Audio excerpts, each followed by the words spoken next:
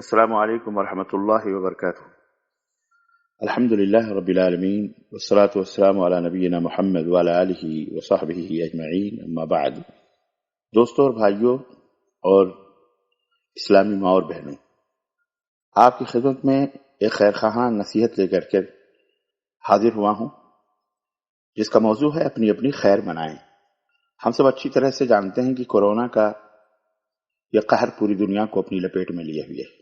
Corona کے ڈر سے جس طرح آج اچھی اچھی چیزوں کو تلاش کرنے اور اپنی صحت و تندرستی بنانے کے لیے اسے استعمال کرنے کا مشورہ دیا جا رہا ہے، اور بیماری سے بچنے کے لیے صاف ستھری چیزیں استعمال ہم اور آپ کرنے کی خواہش رکھتے ہیں، تمنا کرتے ہیں، کوشش کرتے ہیں، اسی طرح اس مہاماری میں جبکہ کسی کو بھی پتہ نہیں کہ یہ کب کہاں کس کو لگ جائے اور وہ موت کا شکار ہو جائے، جہنم سے بچنے کے لیے اور جنت میں جانے کے لیے بھی ہمہ وقت توبہ و استغفار سے خود کو مزین و آراستہ رکھنے کی بے حد ضرورت ہے۔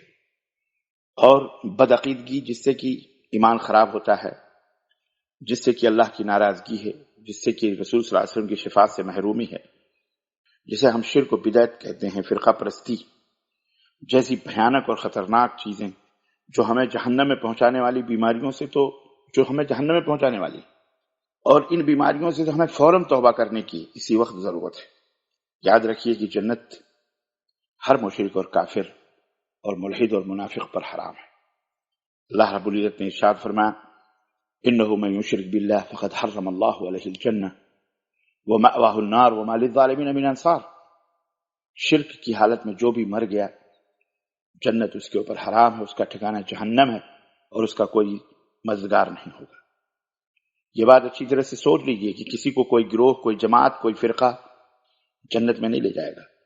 اس لیے میرے بھائیوں، میری بہنوں، تعصب اور بیجا حمایت سے بالکل دور رہیے، اور توحید و سنت جو صحابہ و تابعین اور تبع تابعین اور سلف صالحین کا راستہ اور منہج اور طریقہ رہا ہے، ایمان و عقیدہ جو ان کا رہا ہے، اسے اپنا لیجئے۔ اسی میں نجات ہے، اسی میں خیر ہے، بھلائی ہے۔ اگر آپ خود کو اس منہج و طریقے پر پاتے ہیں تو اللہ کا شکر ادا کریں، الحمدللہ، کہ انشاءاللہ مر گئے تو جنت کی نعمتیں آپ کی منتظر ہیں، جنت کی حوریں آپ کی منتظر ہیں، جنت بذات خود آپ کی منتظر ہے۔ بصورت دیگر اگر شرک و بدعت اور خرافات پر، الحاد اور کفر پر موت آئی تو یاد رکھیے کہ آپ کا ٹھکانہ کہاں ہوگا، سوائے نرک کے، جہنم کے، اور کوئی دوسرا ٹھکانہ نہیں ہے۔ آپ کو اچھی طرح معلوم ہے۔ اللہ تعالیٰ سے ہم دعا کرتے ہیں کہ اللہ ہم سب کو جہنم سے بچائے اور حق کو اپنانے کی توفیق بخشے۔ اللہم ارنا الحق حقا وارزقنا اتباعہ وارنا الباطل باطلا وارزقنا اجتنابہ۔ اے اللہ ہمیں حق کو حق دکھلا اور اس کے اتباع کی توفیق عطا فرما، اور باطل اور جھوٹ کو جھوٹ اور باطل دکھلا اور اس سے بچنے کی توفیق عطا فرما۔ آمین یا رب العالمین۔ آپ کا دینی بھائی سید معراج ربانی۔